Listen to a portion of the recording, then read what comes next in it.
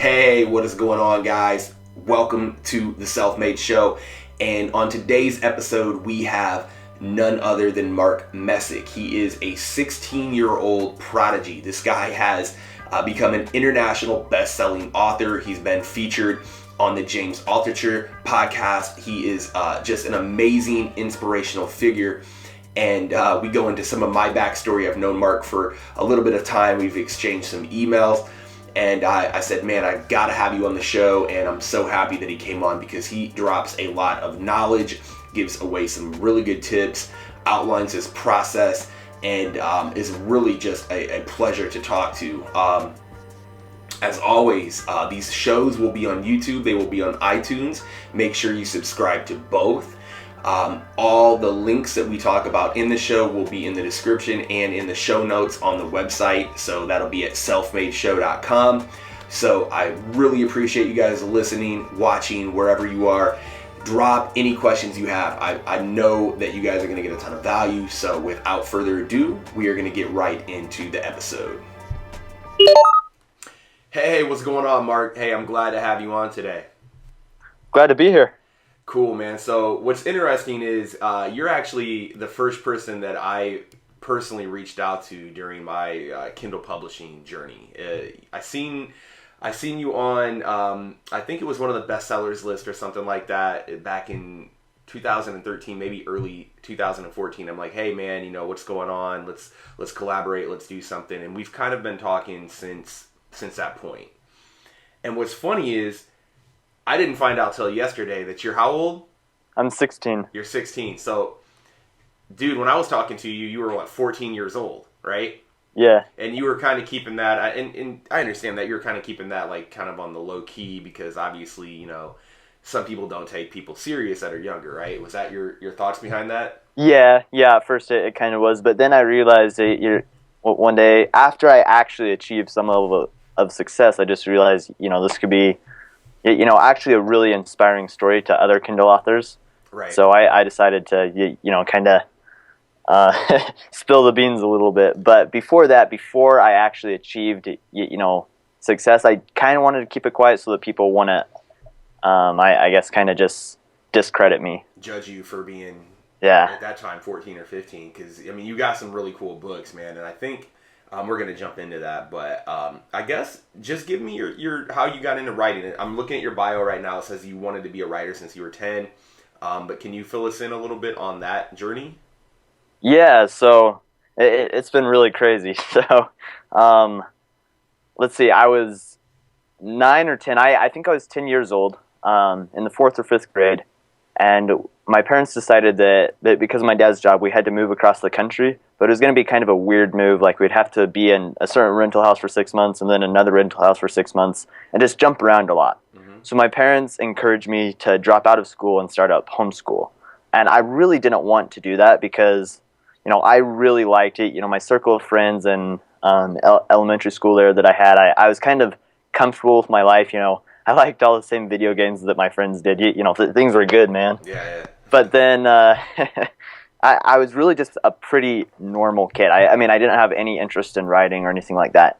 But then after I did drop out of school and I started homeschool, it really freed me up. And I realized that, you know, I had a personality that was myself, you know, not my friends. I always made my decisions based on who my friends were and, you know, how they would think of me. But then once I didn't have that social pressure, I started to be able to kind of explore myself a little bit, and I realized that I really, really loved writing. And so I started to write for fun, and I'd write for 5 hours a day, and it was crazy. I was just writing all the time, and, you know, I wrote hundreds and hundreds and hundreds of pages over, you know, the next couple of years, and, you know, I never really planned anything very serious with it. It was just for fun. And then in, let's see, I think it was January of 2013, I just heard about this thing called KDP. Mm-hmm. And I'm like, hey, I'll go check it out. And I was really amazed to find out that, you know, just anybody could go and publish a book on Amazon. So I did, and it sold really horribly.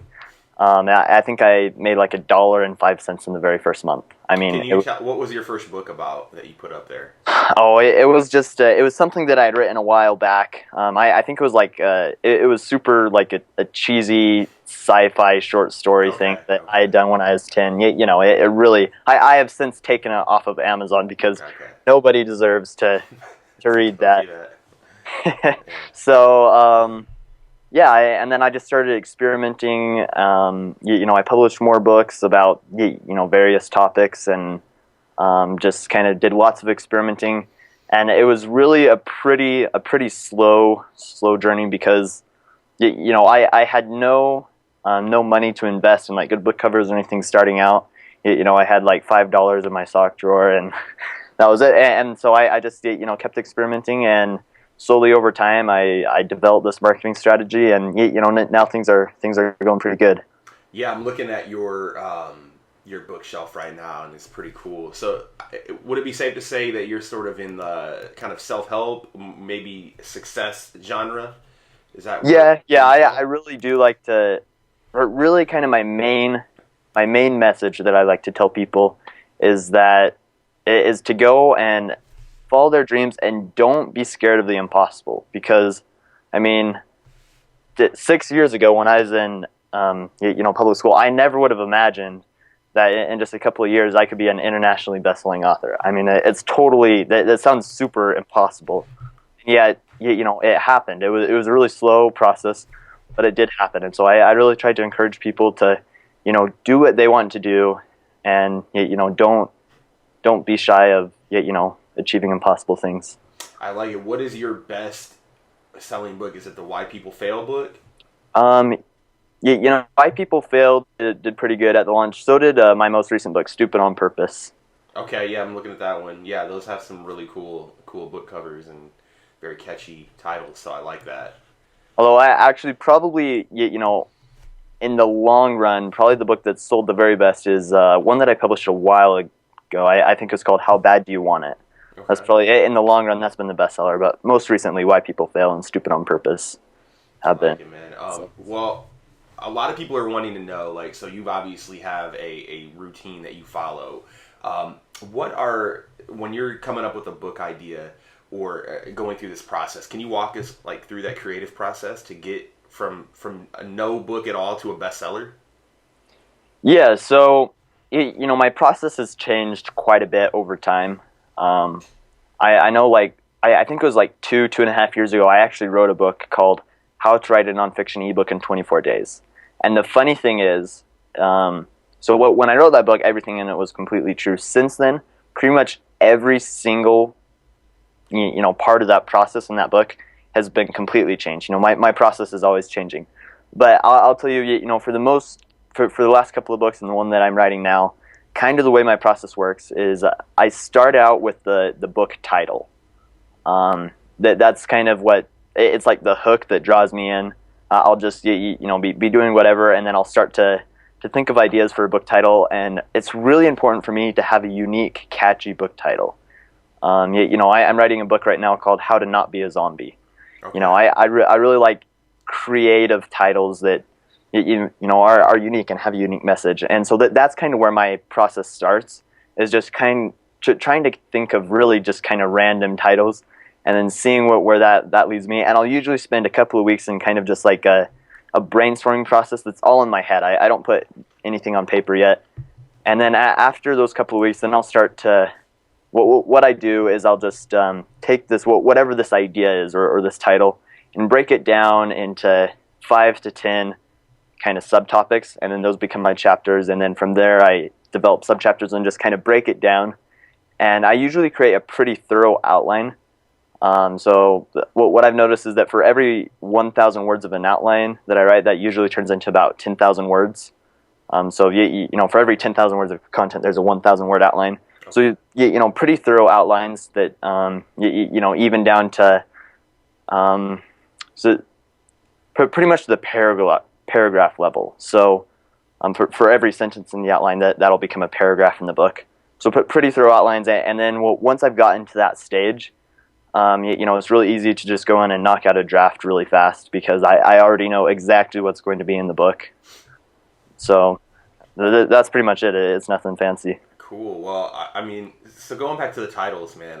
When I look at your titles, I'm drawn into them because I'm assuming a lot of the reason people get your books, that don't know you is because, man, how bad do you want it?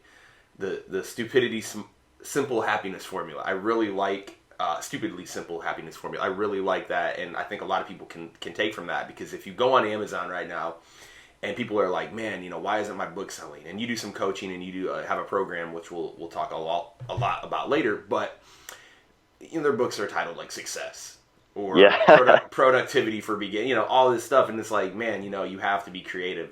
This isn't 3-4 years ago where you could like throw anything and get a sale. We have to be a little bit more creative, and you're definitely moving the right way on that. So I'm digging that, and I think a lot of the viewers and listeners will take a lot from that. So, guys, if you're listening to this on iTunes, the best way to find you is just type in Mark Messick, right? Mark, Yeah. Messick, and all his books will pop up, and definitely read them too. I mean, a lot of people can probably get a lot of good quality information out of your books. So, so what are you working on now? Do you have a new book you're working on? Yeah, so I'll tell you a little bit what I've done in the past is really kind of like I do shorter books, 10,000 to 15,000 words, and just really push them out there pretty quickly. And, I'll give them a really big launch. I've got several promotion strategies that I use. And then what that does is I try to really, what I do is I try to arrange my launch in like a 24-hour period. So I'll push as many sales as I can in a 24-hour period. Usually I'll lower the book to 99 cents. And then what that does is it just kind of gets me on Amazon's radar. Because what lots of authors don't understand is that Amazon is a business and they want to make money. And your book can make them money. So essentially, it's a good thing for Amazon if your book sells. Correct. And so many authors look at Amazon as like this evil thing. It's like they don't want your book to sell, but really they do want your book to sell. And they're willing to promote your book. First, you just have to kind of prove to them that you have a book that's worth their time and their money. And the way to do that is you just have to prove that your book has potential to be a bestseller. So you push a bunch of downloads in a 24-hour period. It's basically like sticking your hand up and saying, hey, Amazon, I've got this book. It has the potential to be a bestseller. And then Amazon will start actually to promote that book for me for the next 30 days or so. And then their algorithm resets itself and the book doesn't sell anymore. But for the first 30 days, usually my books sell really good. And then by the time that 30 days is up and it stops selling, I'll have another book out. And so, there's a pretty steady stream of sales. However, I'm kind of changing my launch strategy starting this year. Okay. Because while that does work really well, it also kind of ties me down because I have to put out a book a month or else my income completely drops off. Because I am really relying on Amazon and their algorithm to promote my book for me. And so while it does work, it's also, I always have to be writing. And I really do like writing, but it does tie me down and prevent me from doing other things like this course that I've been launching recently. When I've been working on this and not on my books, my book income has completely dropped off. Right. So what I'm doing is I'm changing my launch strategy to kind of incorporate a more long-term strategy so that I'll publish less books, but those books that I do publish, I'll continue to promote them over time, and so that then sales won't drop off. Because that really the two things that matter in book marketing are traffic and conversion. That's all it takes. There's not a third step. It's just you send people to your book page and you convert those people into buyers. Mm-hmm. I've gotten to the point where I have a really good conversion process. My titles, covers, I'm really good at getting reviews. I've got a really good conversion process set up. Now, my traffic strategy is really short term. So what I have to do is simply alter my traffic strategy to make it more long term. And if your book isn't selling, it's simply because you're missing one of those two things, either traffic or conversion. If you have both of those things, your book will sell. It's like any chemistry formula or anything. If you put in the right ingredients, traffic and conversion, you'll get the right reaction. There's no way to not get the right reaction if you put in the right ingredients. Yeah, I agree. It's very business 101, but I mean, a lot of people overlook that concept. You have to get people coming to your book page or your sales page or whatever you're doing, and you have to be able to convert them into a buyer. And so let me ask you this. So you're you're changing your strategy up, and so you're gonna go more. You're gonna produce less books then this year. Yeah, Okay. yeah. So I'll probably spend around 3 to 4 months just setting up the launch strategy for each book. So I'll maybe only get around to 4 books this year. But I think in the long term it'll produce better results and also free me up to go and do other things if I want to and not always be tied down to writing. Right. And I mean, if you follow like S.J. Scott, like that's kind of his method, right? He's producing 6 books a month. And you guys are kind of in a similar type of niche or a similar type of topic because you both talk about, improving your life and stuff like that. And he's a guy that I'm sure you look up to and I look up to as well as someone who is really doing this the right way. So yeah. I like that approach. So you mentioned your program that you've launched. When did you launch? It's called Book.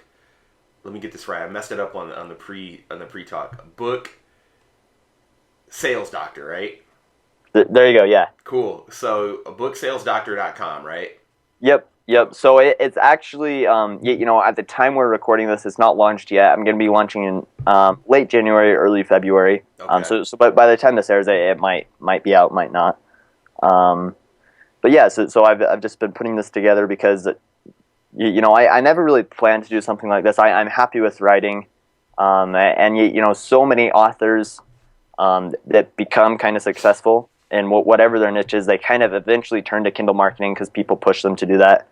And kind of that same thing happened to me. Like I know a lot of authors, and that they're just always asking me, well, what are you doing? What are you doing? And it got really tiresome to answer all these emails, and right. so I just decided to put this course together. It's not the most thorough course of all time, but it shows my marketing strategy, step by step, exactly what I do. So it's not like a catch-all strategy. It's just what works for me, and so if people have questions, I'll just direct them to that. I think that's cool. And do you know a price point on that yet? Or are you still determining that? I'm still playing around with it a little bit. Okay. And probably it'll wind up being around $99 though. Okay.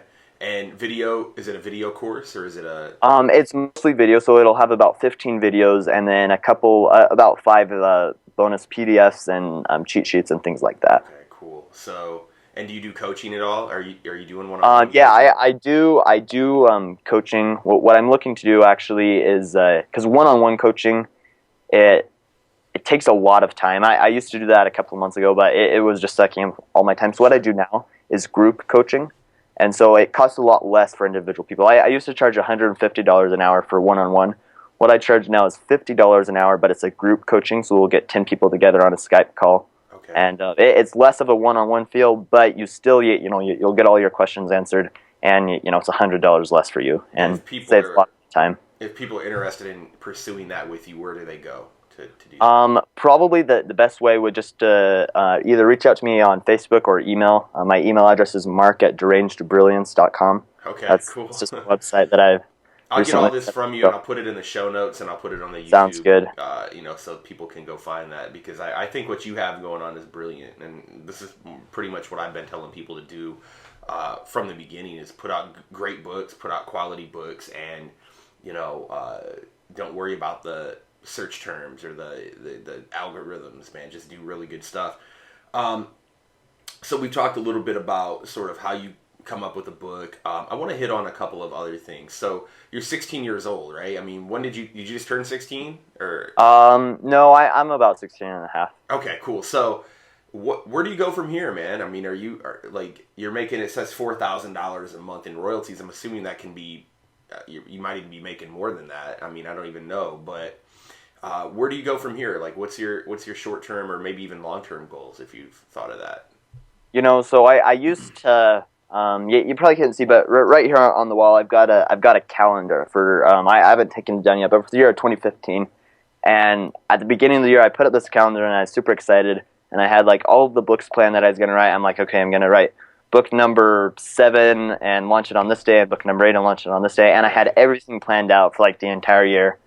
And things just, they didn't work out like that. Things have worked out really well, and I'm not complaining, but they didn't go according to my plan, and things have changed so much. Things have come up that I never could have predicted, and things that I thought would happen, didn't happen. And so I've changed my philosophy about that, and I actually don't like the idea of planning things out super long term. I think it's nice to have, maybe a little bit of a pattern or a structure, but really what I want to do is just get myself to a point in my business where I can, not be tied down and just really kind of, experiment, be creative. If I want to try something new, if I want to, I don't know, write fiction or do a screenplay or whatever, if I want to try new things, I want to be able to do that. So that's kind of, I know it's a very vague answer, but my long-term strategy is just to give myself the freedom to, experiment and basically do what I want to do. Yeah, I like that. I mean, you're living in the moment, and I had a similar experience. I set all these crazy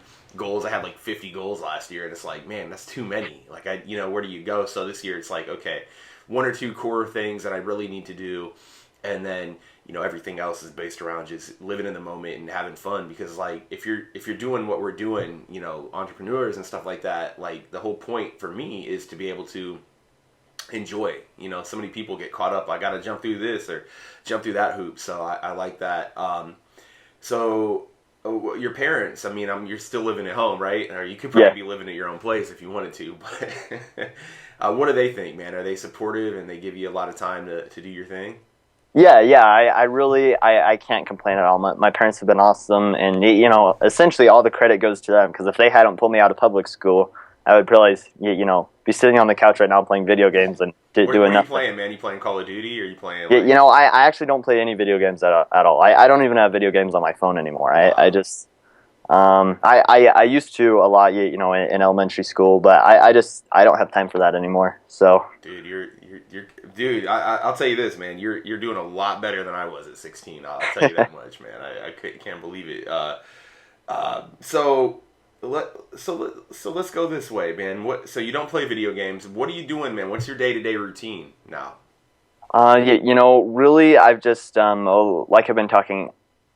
I try to just set my life up in a way so that I'm free to just experiment and have a lot of experiences. That's what I really try to do, is focus my life on experiences. I know it's kind of cliche, but the last words of Steve Jobs, once you get to a point where you have enough money in your life, don't go after more money.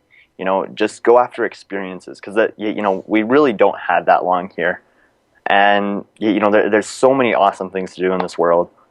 And I think I know the first couple of years I was in Kindle, that was all I did. Like other than school and basic chores and stuff like that, like all I did was Kindle, and it really sucked up my life. And I don't want to be like that anymore. I want to experience lots of different things. Like for my birthday this year, my parents asked what I wanted, and I said I don't want any gifts. I want an experience. So I went with my dad to I have 7 siblings, so we don't get a lot of one-on-one time with my parents. Okay. Wow. It's pretty busy. So yeah, so I just went with my dad to an amusement park, just me and him all day. That was my birthday present, because it's an experience, something that for me, not getting much one-on-one time with my parents, but pretty much a once-in-a-lifetime experience to have a whole day and experience something new. So I really try to focus my life on experiences. Where are you from? I actually live in Utah right now, but I've lived all over the place. I've lived in Colorado and Kansas and Missouri and Washington. Okay. I was going to say, because when I was talking to you I thought you were maybe living somewhere else, and so now you're in Utah. Hello?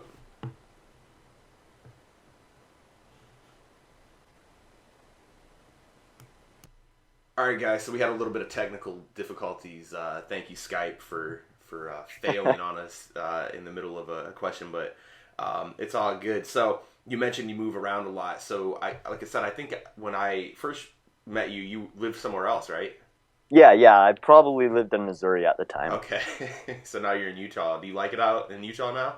Yeah, I do. We live way out in the country, away from any big cities, and it's just super nice, like tons of mountains. So you guys got to have a pretty big house, right, for 7 brothers and sisters, right? It's not huge. We kind of squished together a little bit, but it's fine. That's cool, man. That's cool. So, geez, man. Well, if a person comes to your author page, what book, like a first time Mark Messick fan, where would they go? What book would you direct them to?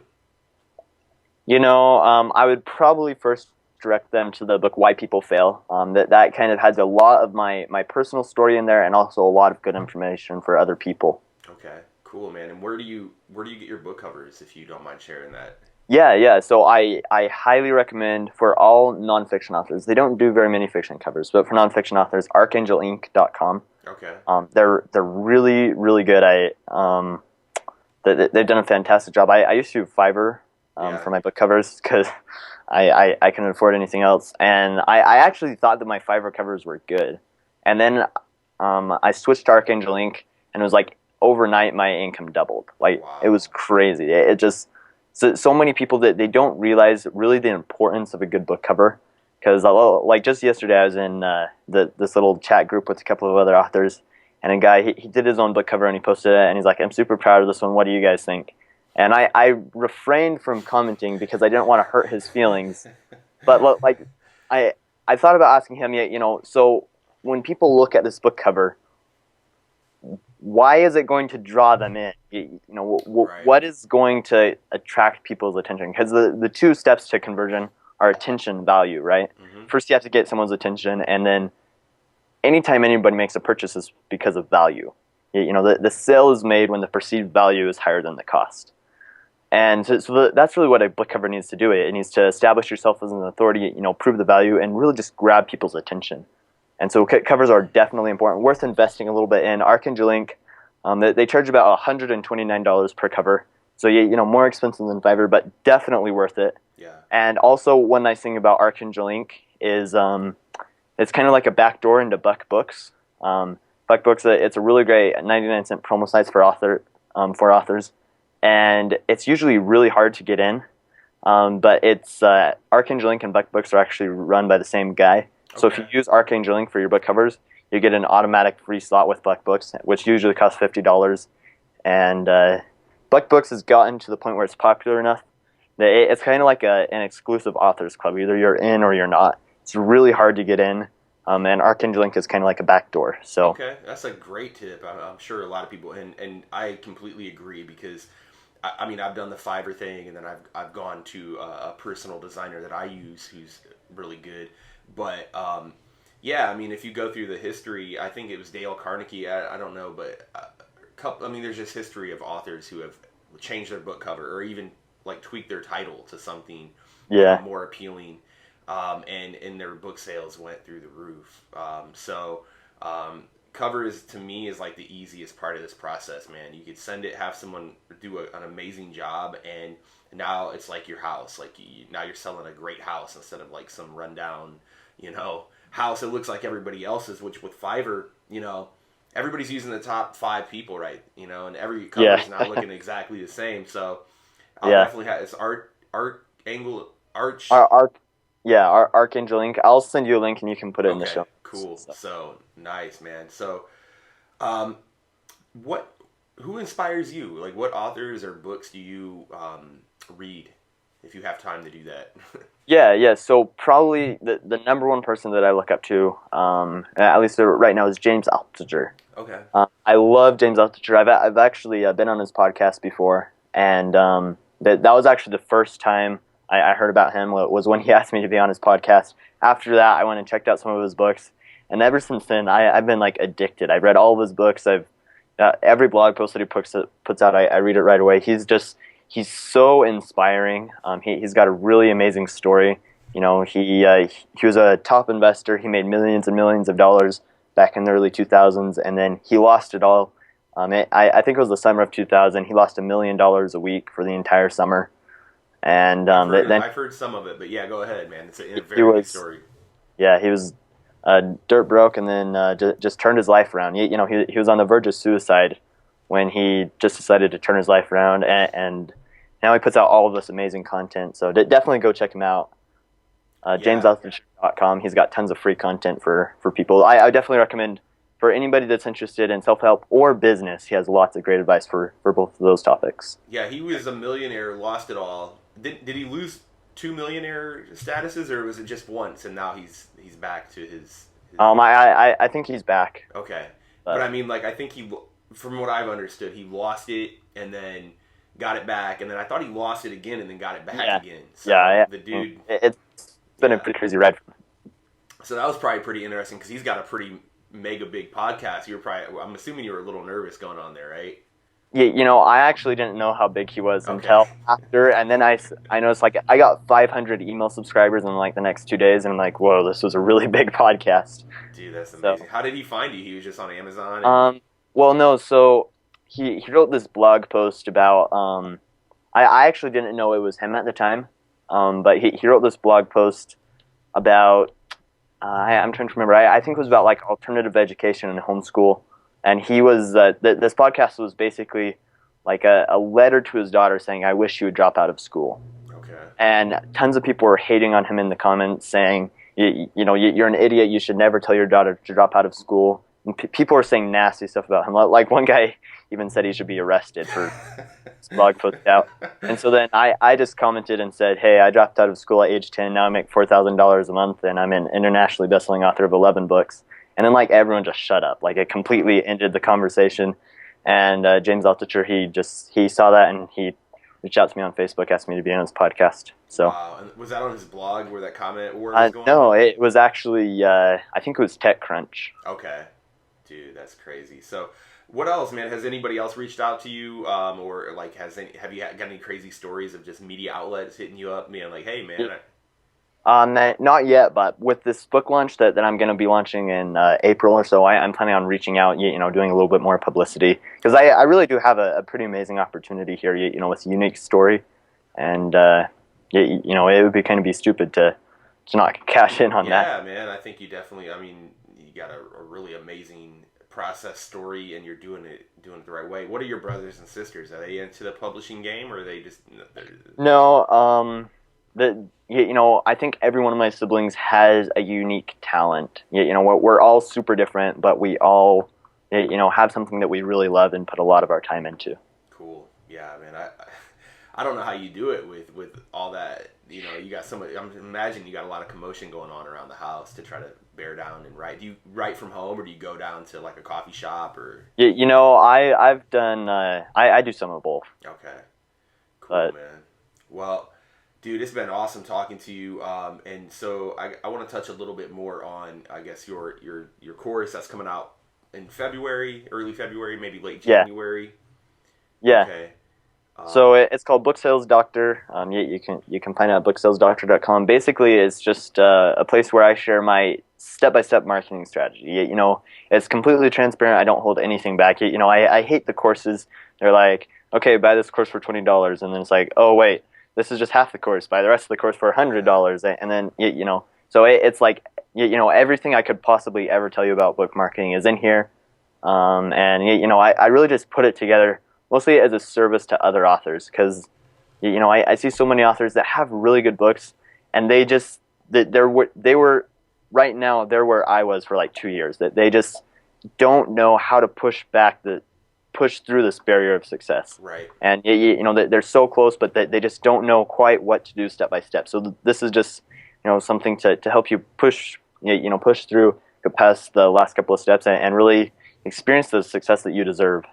Yeah, that's an amazing story. You're definitely inspirational. I want to, when you launch your next book or launch your course, man, I want to have you back on, because you've got a lot to offer, and I know we could probably go on for a long time, but you probably got some stuff to do, and I really appreciate you being on, Mark.